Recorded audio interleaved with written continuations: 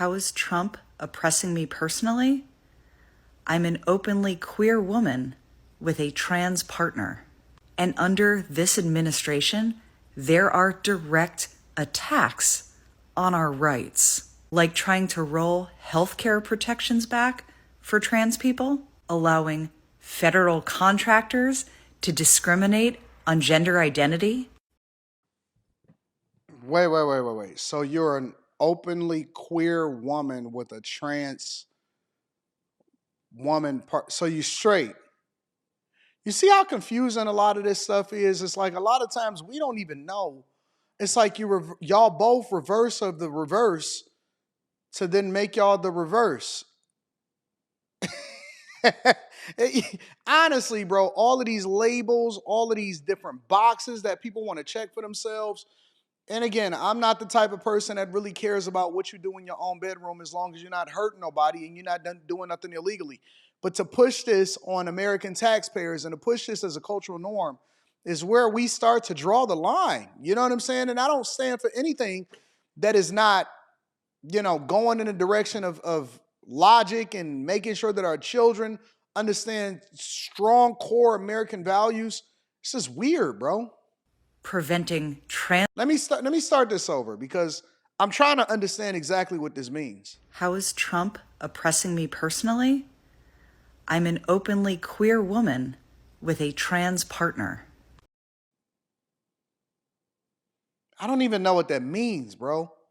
And under this administration, there are direct attacks on our rights, like trying to roll healthcare protections back for trans people, allowing federal contractors to discriminate on gender identity, preventing trans people from serving in the military. And if you think that doesn't affect me, let me be perfectly clear. Having rights inside my own family stripped away and having us question whether we can even leave the house and be safe because this administration weaponizes people to be brazen and bold in their discrimination against my family.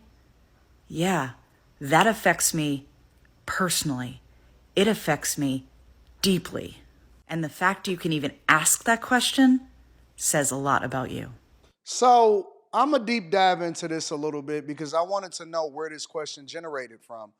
But nobody is removing any right from you. If you want to do what you want to do what you want to do, and nobody is discriminating against you. It's just flat out weird. And the worst part about this whole situation is this is a therapist. This, whatever, because I don't even know how you label anybody, this openly queer person. And somebody in the chat correct me. I'm trying to understand exactly what it means to be openly queer. I was assuming that being openly queer meant that you basically anything outside of what a normal heterosexual person is. So you could be trans, you could just be regular lesbian, you could be gay, you could be I don't know, like pansexual, like you could just be anything. Wear purple hair, bullnose rings. Usually that's what the identification of it is. And again, I don't know, so I would like for you guys to educate me and help me to better understand exactly what it is that I need to be looking for when I am supporting the rights of other people that maybe uh, have rights trampled upon, as they like to say. And again, the weirdest part about this is that this person is a therapist and they think because they speak slow and that they speak to where you can hear every syllable and every simile and metaphor that that is supposed to mean something. Nobody is removing the right of this person to do what they want to do when they want to do with their own life.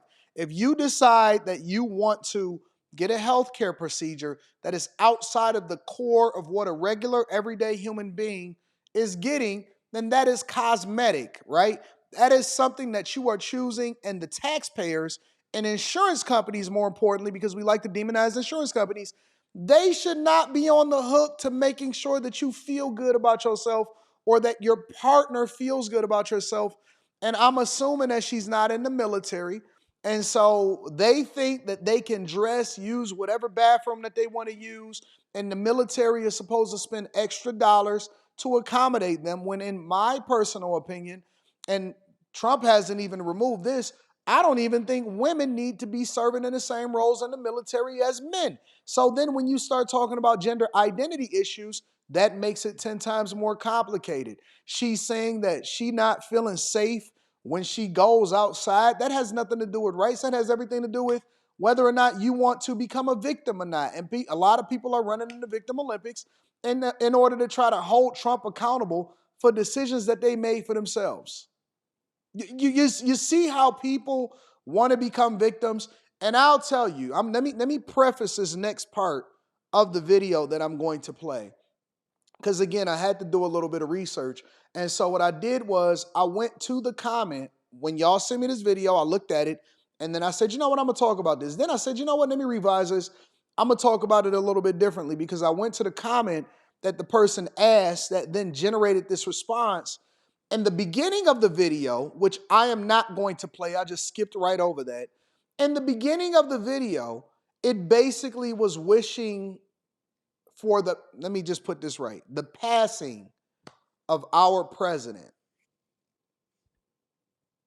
I don't like to play that type of stuff on my channel because I don't advocate for that. So I cut the first person out that she was reacting to that was basically saying, "Yup, he's gonna pass on this day, at this time," which obviously that's not a thing. And she was saying that that video got 9 million views, and then this was her view on that after that. There are a lot of people on the right who are talking about how Democrats are violent because they're wishing harm to the person mentioned. But do you know what it actually is? Anybody can get pushed far enough that they literally can't take it anymore.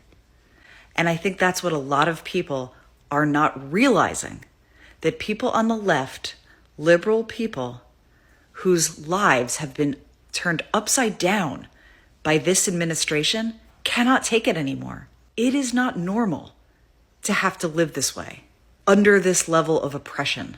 So no, I don't condone violence, but I also am not going to begrudge people who want to see an end to their own suffering.